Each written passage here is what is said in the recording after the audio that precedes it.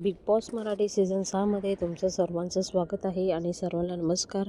तर काल भाऊचा धक्का होता बिग बॉसच्या घरामध्ये आणि तन्वी आणि दीपालीला तुम्ही बघितलं असेल की रितेश दादाने त्यांची चांगलीच शाळा घेतलेली आहे. तन्वीला रितेश दादा म्हटले होते की तन्वी तू किती बोलते बिनकामाची तू भांडणं करते, बोलत राहते.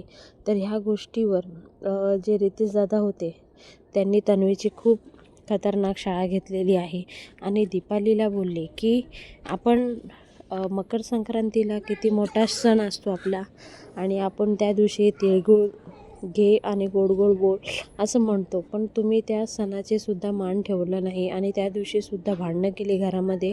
आणि ह्या सगळ्या गोष्टी रितेश दादांनी खूप म्हणजे मोठी शाळा घेतली त्या दोघांची.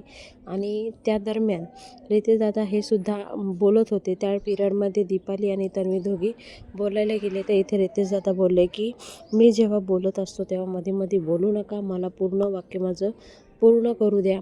आणि ह्या प्रकारे बिग बॉसच्या घरामध्ये रितेश दादाने त्यांचे पहिल्या भाऊच्या धक्क्यामध्येच चांगली शाळा घेतलेली आहे.